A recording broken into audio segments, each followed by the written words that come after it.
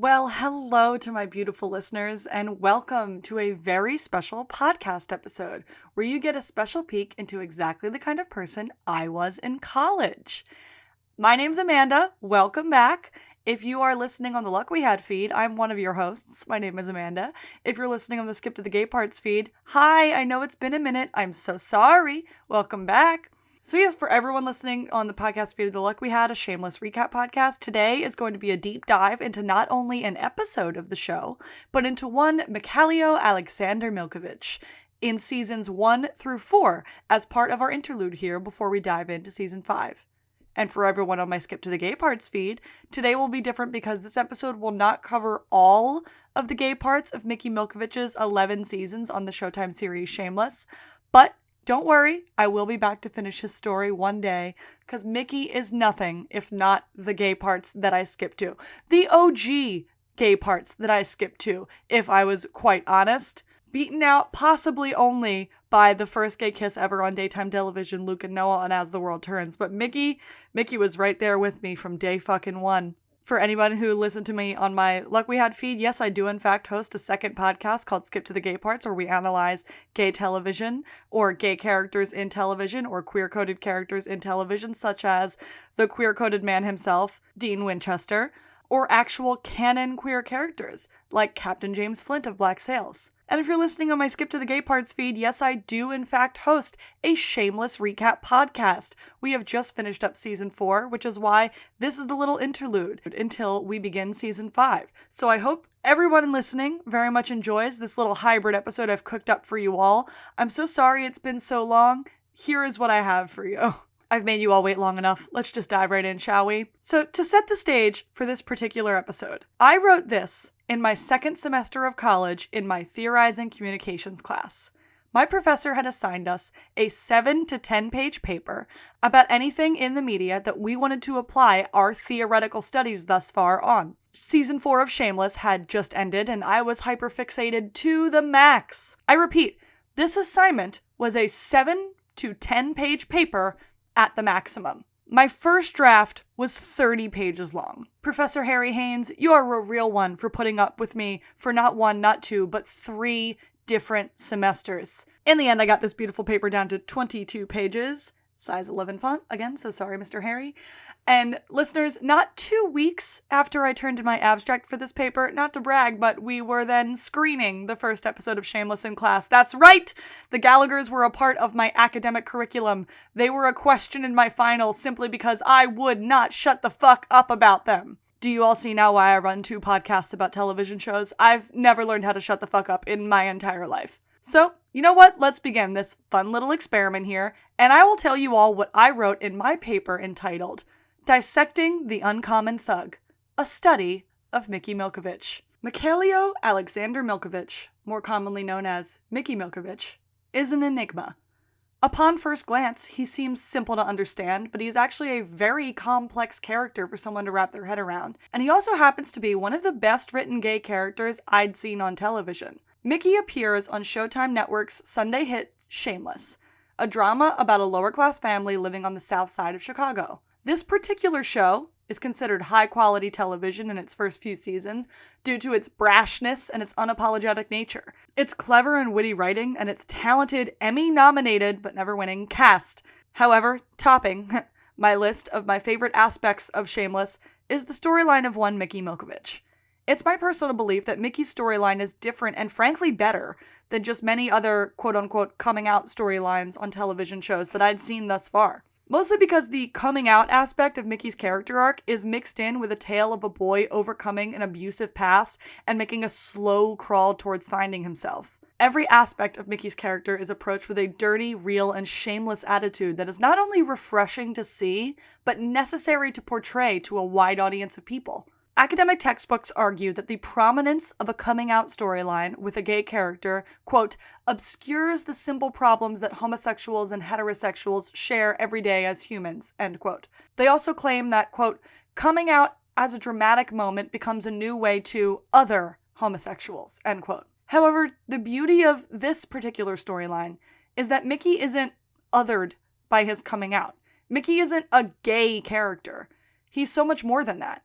He's a complex child abuse victim, a Southside thug young man whose character arc happened to include a romance with another man.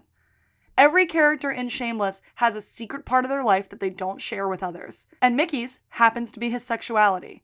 In fact, in season 4, a day or so after Mickey publicly and loudly outs himself in the Southside bar where he works, there's an entire scene of him re-entering his everyday environment.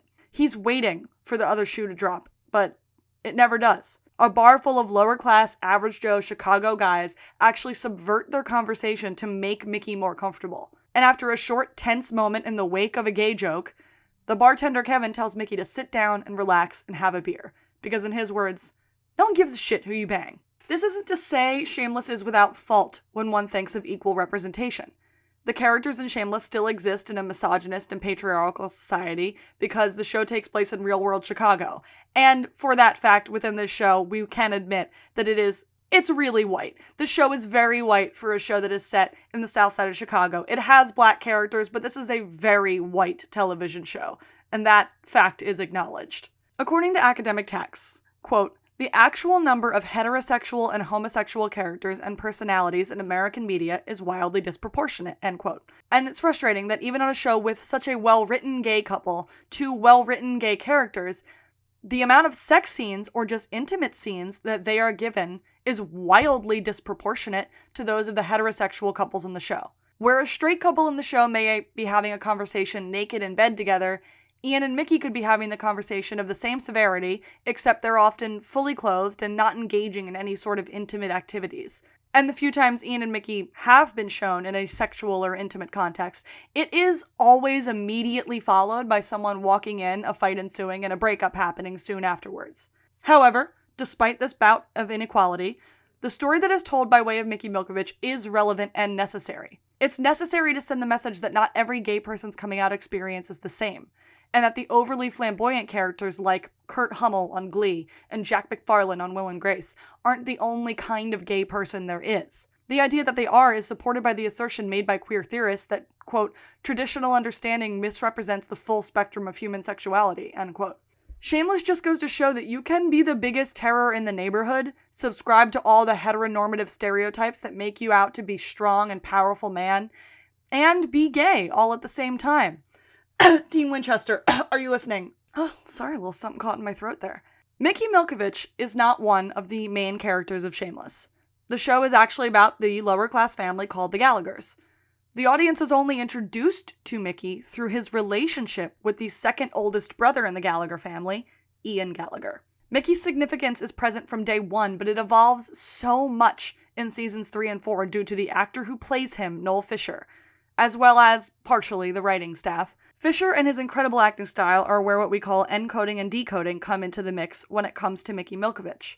Noel Fisher is not only a talented actor, but he has a genuine love and a deep understanding of his character, which is shown in all of the small, unscripted moments of the series. Noel, playing Mickey, has found a way to break viewers' hearts and bring tears to their eyes with 3 lines and a facial expression. His acting style falls squarely in the, quote, use stage of the 4 stages of what media analysts call encoding and decoding, which is allowing the audience to interpret his feelings and his mood with little to no dialogue. Fisher has found a way to separate the lines he is saying from the emotion he is actually trying to portray. He could be yelling at Ian that they're over, screaming and demanding that their relationship isn't important, but then his body language tells a different story.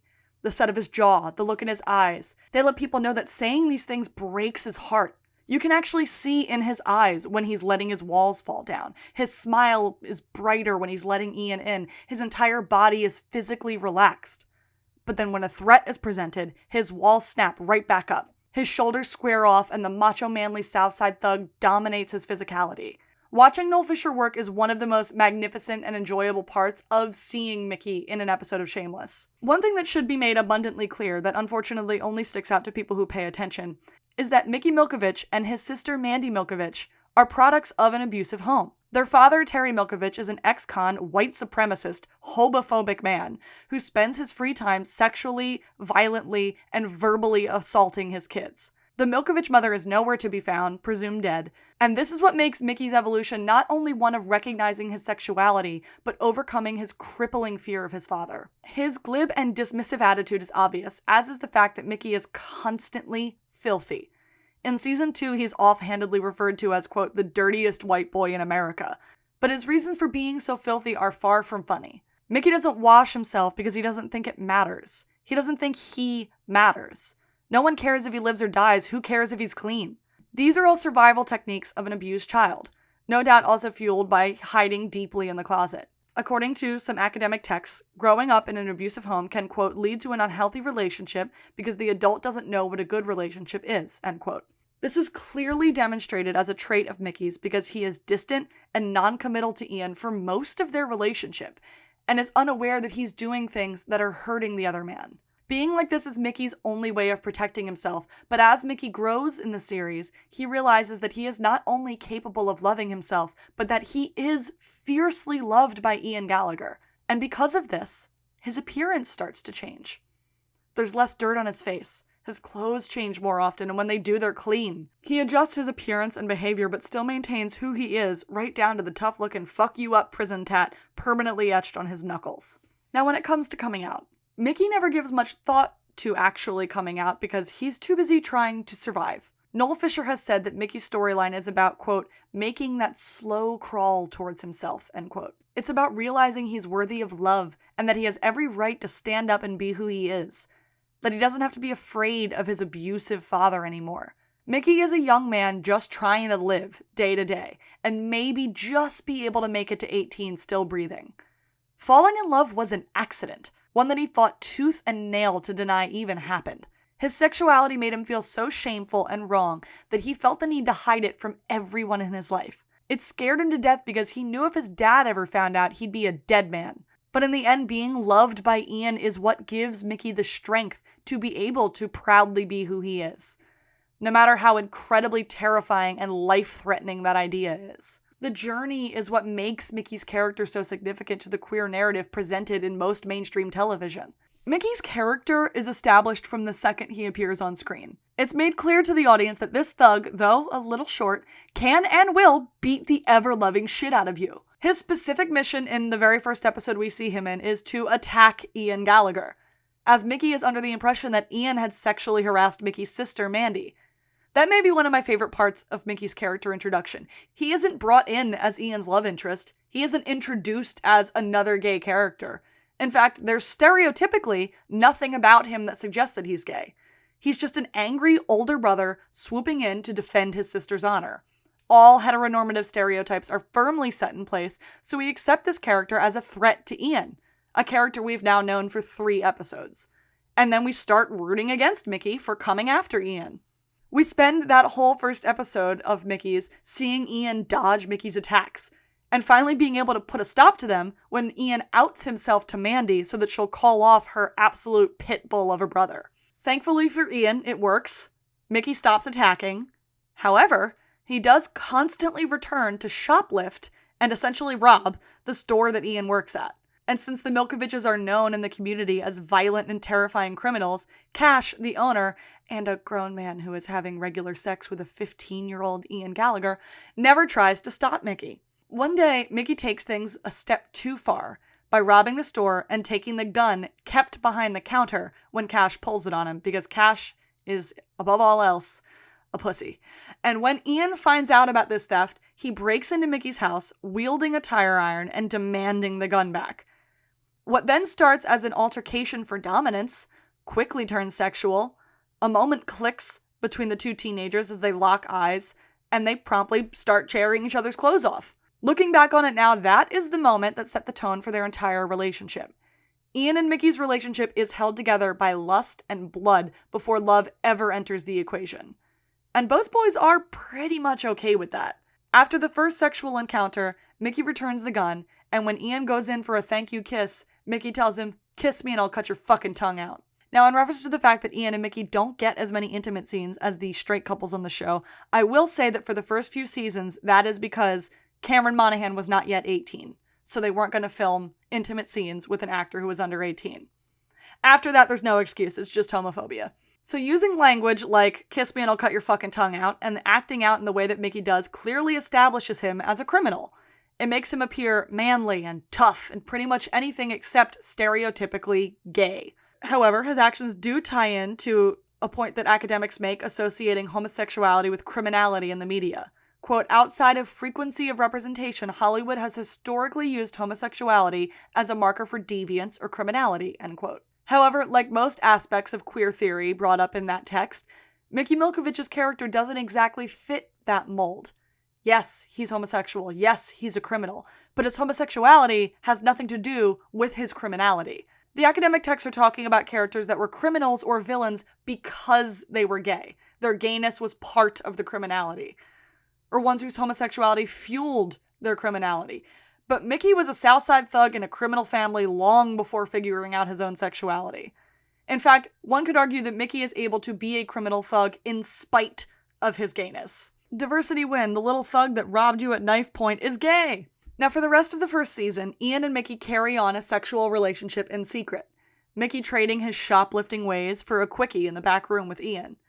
And the pinnacle moment for Mickey in season 1 comes in an episode titled, At Last Came a Knock. This is an episode where Ian's bipolar mother comes back into town, and Ian is so in distress, he goes running to the only person who makes him feel safe.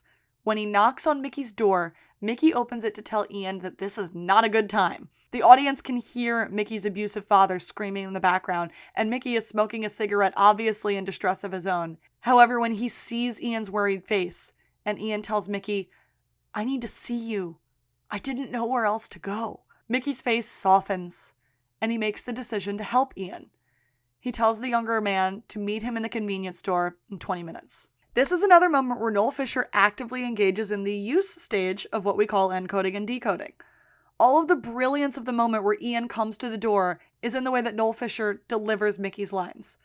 With his simple facial expression, he was able to portray that Mickey was starting to have feelings for Ian. He wipes the side of his mouth, he worries his bottom lip between his teeth, he looks back over his shoulder to make sure his dad can't hear. It's clear that Ian's pain means something to Mickey, and he's willing to try and make him feel better despite the backlash that it might create from his father.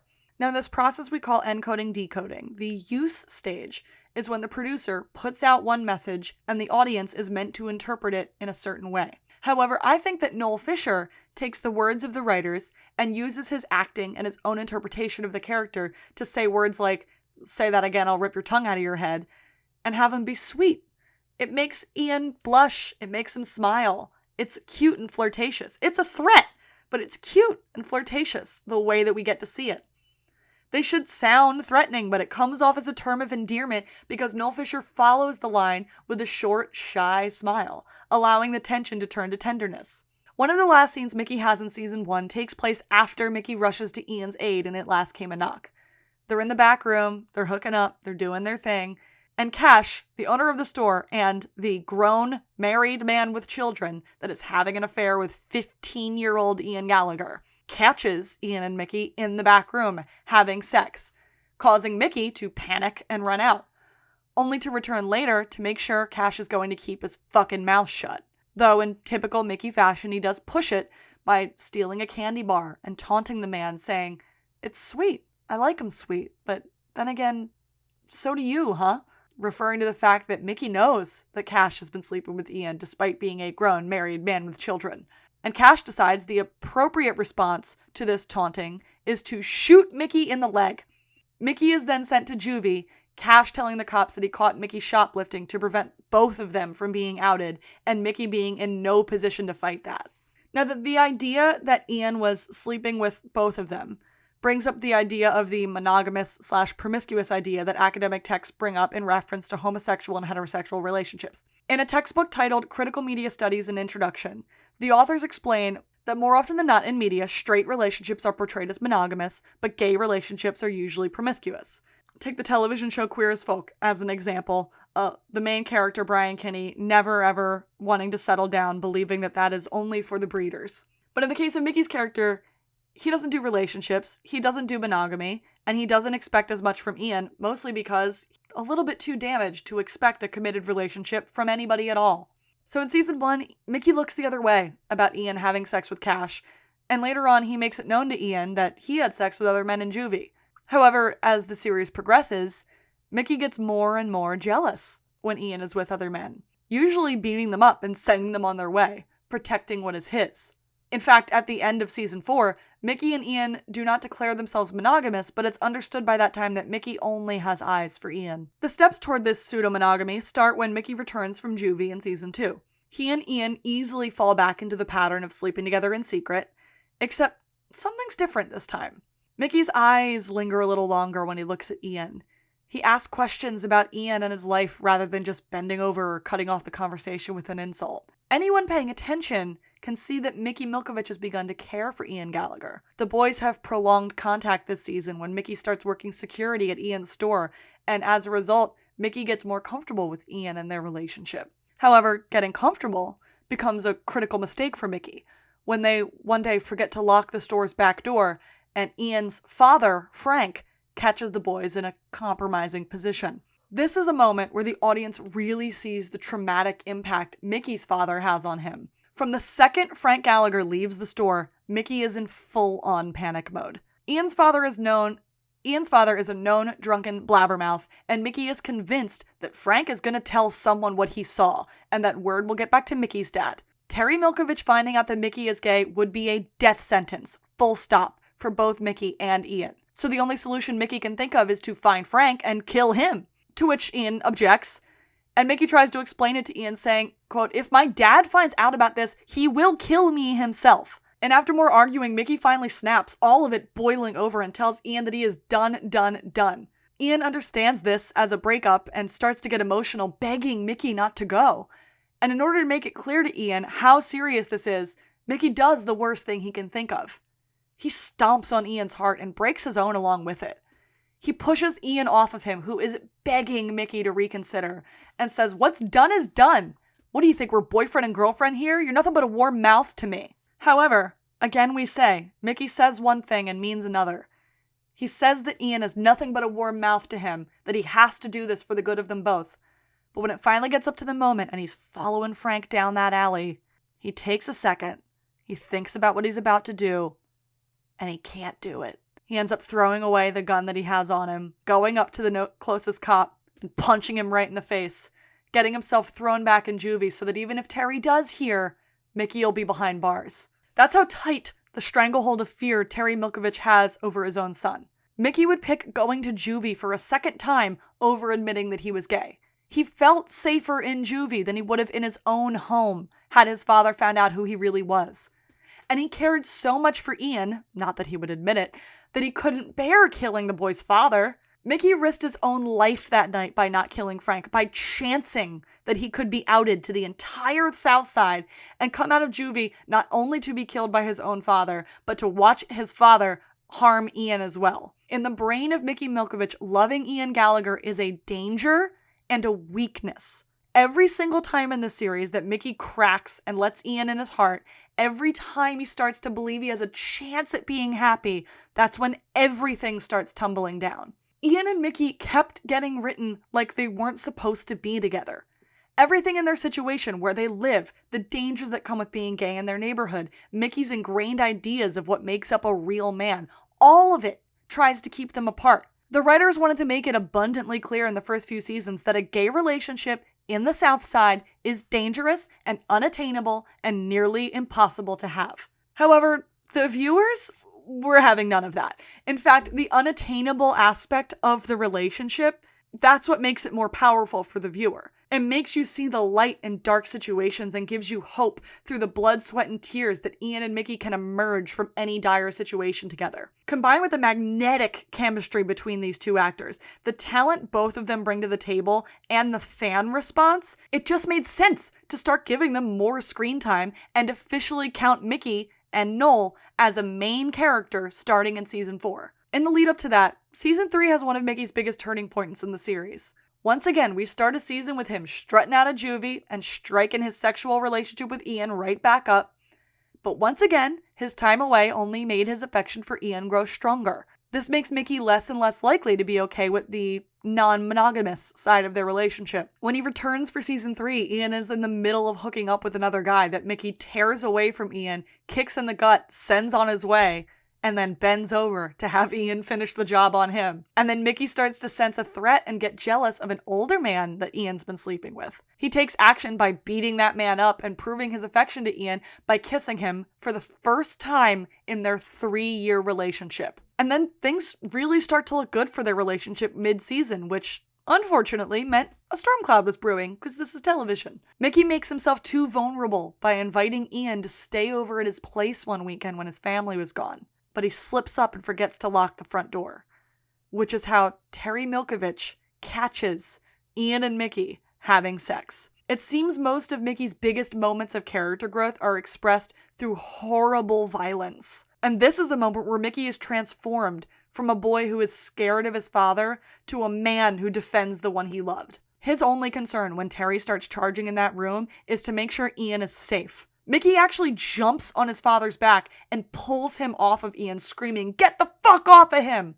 throwing himself at the wrath of his abuser to protect the man he loves, which is monumental. He doesn't care what the consequences are for himself as long as Ian might be able to walk away from this. Once again, Noel Fisher's all-telling facial expressions come into play later in this scene when a Russian sex worker is called over for Mickey and instructed to, in Terry's words, ride him till he likes it. All of this as Ian is sitting in the same room at gunpoint being forced to watch. There's no fight left in Mickey as he lays beaten and helpless on the couch as his father waves around a gun. So when the sex worker, Svetlana, does as she's told, he has no choice but to let her. Mickey and Ian hold eye contact for a few seconds and you can actually see the moment where Mickey breaks inside. You can see the change in his eyes as he locks himself down and figures out what he can do to make this stop.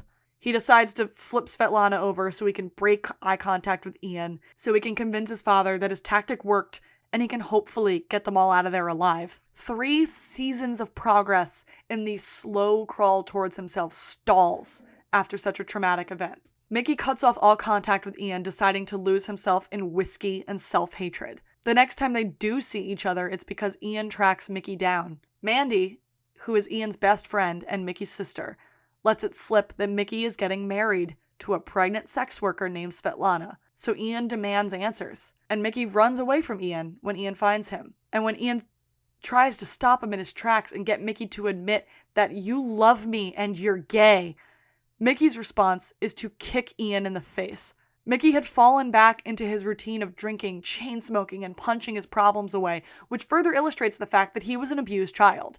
Quote, adult survivors of child abuse can struggle with unexplained anxiety, depression, or anger. They may turn to alcohol or drugs to numb out the painful feelings, end quote. Now, in Mickey's case, he has some pretty solid reasons to be angry and depressed, but the symptoms still fit perfectly. Even after the beating, Ian shows up at Mickey's wedding in a last-ditch effort to convince him to back out. But what Ian doesn't understand is that Mickey has no choice. The audience can tell when Mickey is pacing back and forth in the basement of the wedding hall that he's out of place. And this is another example of the nonverbal use of this show to make the viewer aware that this is all wrong. Mickey is smoking and cursing to himself, pulling at the collar of a suit that doesn't fit. He keeps looking around the empty room and he only stops moving when Ian walks through the door. It almost looks like Ian's appearance was exactly what he was waiting for, because when Ian starts fighting with him, Mickey doesn't miss a beat before responding. It's like they were in the middle of a conversation. No matter how hard he tries, Mickey can't seem to get it through to Ian that he doesn't want this, but he has no choice. He tries to communicate this with the only tool he knows how to use, physical contact. So he kisses Ian and pulls him into a different room, having sex with him right then and there to try and show Ian exactly how he feels about him. But Ian still doesn't get it. Finally, when he sees no other option, Mickey finally uses his words. They're in the middle of a fight about Ian trying to put an end to this marriage, and Mickey blurts out, not everybody gets to just blurt out how they fucking feel every minute. And that almost works. You can see it almost dawning on Ian if they just had another minute. But Mickey never gets a chance to explain what that means because Mandy interrupts them, ushering Mickey upstairs. Mickey ends up going through with the marriage, and unfortunately for him, his words do nothing to appease Ian. And so when Mickey tries to pick things back up with Ian at the end of the season, Ian turns him down and tells him he's joining the army. This is one of the biggest moments that tests Mickey. He's standing in his bedroom, and the man he still won't admit he loves is slipping through his fingers. He hides his grief behind signature snark, but the audience can see the cracks. He's close to tears, and his voice breaks, and when he finally pleads the word, "Don't," Ian walks out the door. And then once Ian is gone, Mickey turns his back to the door, and for the first time in 3 seasons, we see Mickey Milkovich cry. Mickey cries, and he's so hurt by this because Ian is all that he has. This is a quote from Noel Fisher about Mickey. Quote, "Mickey is so deep in the closet, so unable to be who he is, that I think Ian is this angel of release for him. The only person in the world, the whole world, that knows who he is and accepts who he is. And not only accepts, but loves and wants to be near and wants to see more." End quote. That's right, angel of release. Those of us Shameless fans who are also Supernatural fans, I know we're all crying. I know we are. So sorry about that. Mickey's family, excluding his sister, who tells Mickey he's a pussy for not going after Ian, exposing to Mickey that Mandy has known for a long time. But his family's horrible. He's married to a woman who was forced to assault him. He's being forced to raise a child that is either a product of that assault or isn't even his. He has no friends, and the Milkoviches don't do therapy. Ian is all that Mickey has. So in this moment, when Ian is being torn away from him, Mickey breaks. And he doesn't start to even heal until halfway through season 4. The 4th season is where Mickey's emotions really shine through, and he makes big, big leaps in the journey to himself. The tables are really turned this season because it's normally Ian waiting for Mickey to come back to him, and this time it's Mickey's turn to wait and hope that his boyfriend comes back. Academic texts discuss the idea of partners in gay relationships fulfilling heteronormative ideas of gender roles. Quote, "Homosexual characters tend to shift unpredictably between classic and opposite gender roles, or they blend aspects of masculinity and femininity in original ways." End quote. It could be argued that for the first 3 years of their relationship, Mickey fulfilled the masculine role. This is despite the fact that when it comes to their sex life, he is the bottom to Ian's top, and the top is normally the more dominant, masculine one in the relationship in traditional stereotypical ideas. But according to Mickey, liking what he likes doesn't make him a bitch. So he remains firmly in the masculine position, while Ian was always more feminine. Mickey was always, in a way, going away to war, as Ian was the little wife back home waiting for him to return. And now, the tables are turned. And Ian was simply put in the traditionally more feminine idea of their relationship dynamics because he was more emotionally open and available. But this season, it's Mickey who's the one who has to open up emotionally. He's the one who has to be the caretaker and the one who has to fulfill what is traditionally the feminine role. Though, personally, I don't believe that being emotionally open and available is a feminine trait. And in a gay relationship, I don't think that one is the man and one is the woman. It's a gay relationship. They're both men. But from the first episode of season 4, we see the fragmented moments of Mickey pining after Ian. He puts Ian's picture up in the bathroom mirror and tries to use it to masturbate, before getting so angry at himself that he punches the mirror into pieces. He sits at the bar asking if anyone has heard from the red-headed Gallagher, drunk as fuck, and ranting about how he likes carrot tops, like with the freckles and the pale skin, fucking alien looking. He even goes so far as finding a red-headed woman that he can have sex with and pretend that she is Ian, even bending over and asking her to fuck him with her hip bones. His face in that scene shatters me, because it is blank. He is sad and empty. But this kind of behavior helps reaffirm to anyone who finds out about it that he's a straight man, while giving himself the chance to pretend for just a moment that he has Ian back. He's finally snapped out of his denial stupor when Mandy bursts in on him one day and tells him, "Go find your boyfriend." She goes on to say, "You're the reason that he left, so go find him." Now, Mickey's father is in jail this season, giving Mickey a little bit of freedom to do as he wishes. Despite the fact that Svetlana is still his wife, she is still there, she's still very much pregnant. So when Mandy pushes Mickey to go find his boyfriend, that's exactly what he does. This is when Mickey decides to shower, put on cologne, an indicator that he is healing from his childhood wounds, and gets dressed up to go to the last place Ian was seen, which is a gay bar on the other side of town. A big indicator of character development happens when Mickey finds Ian high as a kite and giving lap dances in the club. Mickey has to pay for a lap dance just so Ian will talk to him. In previous seasons, Mickey would have just given over to his physical desires, but this time, however, he's imploring Ian to get the fuck off of him and go outside so they can talk. It's obvious to the viewer that Ian is different, and we get the inkling that something could be wrong. He seems high, he seems out of it, even Mickey's like, what the fuck is going on with you?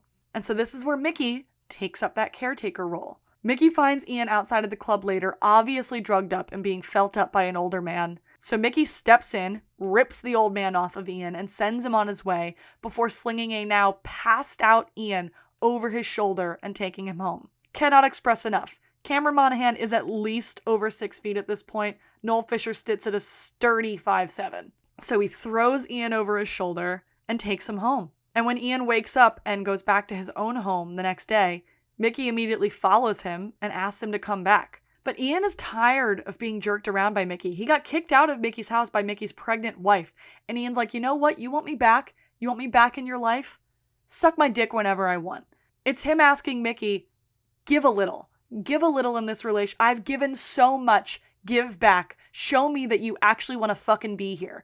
And Mickey fights it for a second and goes, man, go fuck yourself. But then he stands there as Ian ignores him, completely fine with Mickey saying no.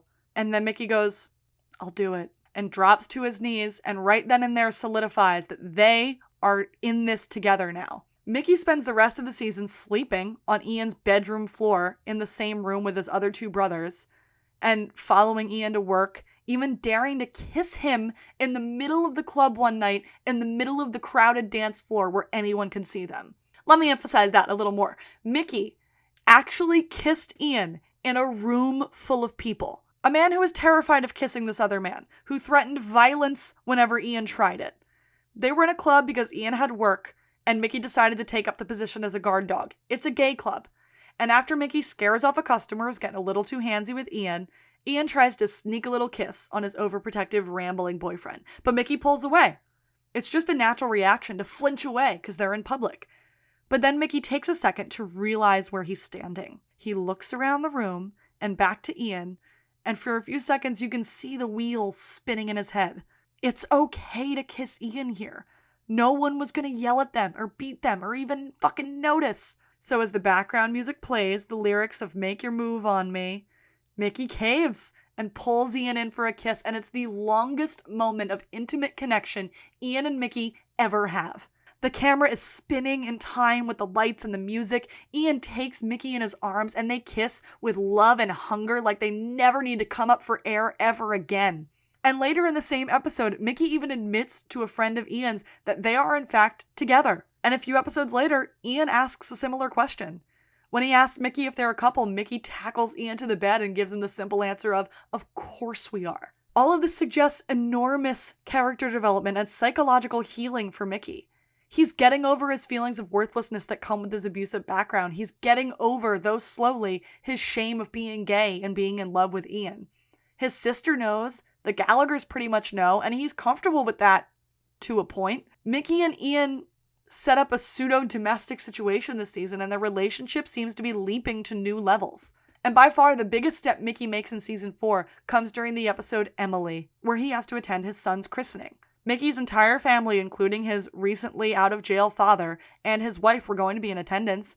And though uninvited, so was Ian Gallagher. Mickey's wife Svetlana tells Mickey to get rid of him, that Ian is not welcome there. And when Mickey tries to just bend to her request and avoid a conflict and get Ian out of there, Ian says, "Do you want me to go?" He says that Mickey lying to everyone around him makes him not free and makes him trapped. And Mickey simply responds to that by telling him, "Ian, what you and I have makes me free. Not what these assholes know." And it's heartfelt and it's real. And again, if they just had one more minute, it might have worked. But for Ian, it's not enough. Because Terry walks in and Mickey snaps into that good little son routine, just trying to keep a low profile and keep himself alive. But Ian, he's done with being a mistress. He was Cash's mistress. He was that older man who Mickey beat up in season 2's mistress. He was done. He tells Mickey he's leaving. He's sick of it. He's done being someone's little secret. And this entire episode is filled with parallels to other important moments in Ian and Mickey's relationship. Mickey pinning Ian to the bed, visually recreating the moment that sparked their first time together. The confrontation in the bar where Ian insists Mickey isn't free is reminiscent of a fight they had just before they broke up in season 2. And their fight before Mickey's wedding. Only instead of calling Ian a warm mouth or saying that he can't say what he feels, Mickey admits that they have something, that what they have makes him free. And again, when Mickey looks like he's going to say something more to appease Ian, fucking Terry walks in and breaks the moment. And that's when Ian starts to walk out. And Mickey spouts out that he doesn't care. Whatever, bitch, I don't need you, it doesn't matter. And viewers were reminded of the last time Ian walked out. Except this time, instead of the words being caught in his throat and that weak "don't" hanging in the air, you see, for 20 seconds, as Ian walks away toward the door of the bar, we focus on Mickey, and just in the silence of his face, going through, seeing himself lose Ian again, he fucking snaps. It's those 20 long seconds where we watch Mickey's face as Ian walks out the door. You can see the pain of every breakup Ian and Mickey have ever had flash before Mickey's eyes before he makes up his mind. Just before Ian's out the door, Mickey bangs on the bar to get people's attention and screams, "I just want everyone here to know I'm fucking gay." A big ol' mo. And there's a brief pause where nothing happens. And everything seems like it might be okay. The music comes back on, the world seems to return to normal. And then the dam breaks, and Terry jumps out of his chair and charges towards Mickey, only this time, Mickey throws the first punch, and he has Ian there to back him up. This is not like when they got surprised when Terry walked in on them. Mickey was fucking ready for this fight. He planted his feet, he took the first punch, he was ready to fight for what is his. And as the cops break up the party and start arresting Mickey and his father, Terry is screaming threats at his son, and Mickey's retaliation is to scream back through a bloody face, "Fuck you, don't worry about it. I've been staying at Ian since you've been in the can, bitch. Guess what we been doing, daddy? We been fucking. And I take it. He gives it to me good and hard and I fucking like it." This seems like a long-winded explanation of one episode, but if Emily isn't a shining example of displaying character development over 4 full seasons, then I don't know what is. If all of this wasn't enough, I present to you the parallel to when Mickey got arrested in season 2. When Terry gets arrested for this fight in this episode, and Mickey, also being put in cuffs, is screaming about his love of gay sex in the middle of the street, Terry gets dragged off back to prison, and Mickey gets let go. Do you know why? Because the male cop arresting him wanted to get home to his husband, Carlos. The cop didn't want to arrest a gay kid who was defending himself against a monster. What Ian and Mickey had literally set Mickey free. However, this is shameless, and things can't remain happy for too long on this show. Ian spends the next few indeterminate amount of nights with Mickey, and we even get to see Ian and Mickey snuggled up in bed together in the season 4 finale. Mickey leaves Ian in bed and goes to run some errands, which leads to that aforementioned scene in the bar where Mickey returns to the scene of his coming out, and all the men in the bar take a moment and look at him, crack one little gay joke, and it snaps Mickey, and then Mickey realizes that they don't give a shit who he bangs, and life returns to normal. Then he comes back home, and Ian's still in bed. And Mickey calls over Ian's family, and they tell him that Ian might have bipolar disorder, just like their mom does. And this is where it sinks in that even though Mickey's been around this whole time, in the past couple of seasons, we've learned that Ian's mother was diagnosed with bipolar disorder, but Mickey doesn't know that. He doesn't know what the disease is or how to handle it, and he may now be staring at the man he loves in the throes of a bipolar depressive episode. The family explains to him that Ian may have to be hospitalized, and Mickey immediately snaps to the defensive. This is the last scene Noel Fisher has in season 4, and it is unbelievably powerful.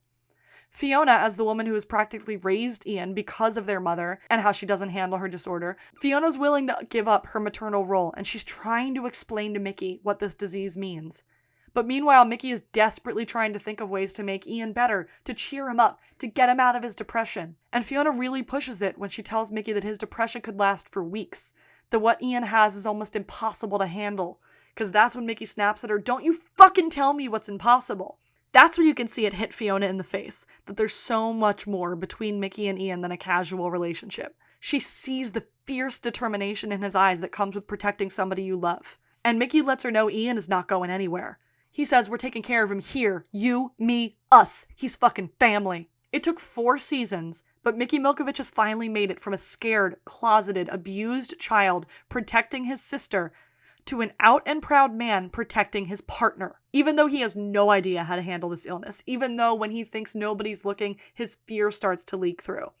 He knows he has a duty to protect the ones he loves, and he loves Ian Gallagher. Every season until now has ended with Mickey or Ian running away from the person they love at the time they're in most need. Mickey spends the first 3 seasons running from Ian, running from love, running from who he really is. But now that he's taken a chance and laid everything on the line and exposed himself for everyone to see, he has one thing in mind. Mickey isn't running away anymore. Bipolar disorder be damned, homophobic fathers be damned, a world that's trying their hardest to crush their happiness under its heel be damned. Season 4 ends with Mickey planting his feet in the ground and declaring to the world that he's not going anywhere. Mickey is not an atypical gay character. Mickey subscribes to heteronormative stereotypes of manly men, and takes pride in not being a flamboyant gay man. His story is one that is messy, complicated, realistic, and passionate as hell. The best part being that at the end of season 4, it wasn't nearly over yet. To quote a segment called Shameless Character of the Week that focused on Mickey Milkovich, quote, "When you stop to think about the character growth and development of Mickey Milkovich in the past 4 seasons, it's pretty amazing.